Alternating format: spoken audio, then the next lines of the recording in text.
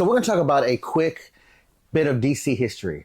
Now, did you know the Watchmen was originally titled Who Killed Peacemaker? Peacemaker is basically the comedian. It's the same, the comedian came from Peacemaker. What happened was Charlton Comics was bought by DC, which was the Peacemaker, Question, Captain Atom, all these characters that came over to DC. And Alan Moore was going to use these characters in this kind of gritty, dark tale. So when he had the tale ready to go, DC was like, ooh, no, because we want to use these characters for other things. And this is kind of like, this feels very final.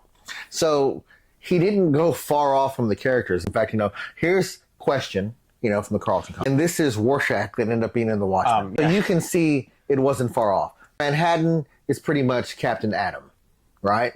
And Peacemaker is pretty much I don't know if this was a nod that James Gunn did or it was a happy accident.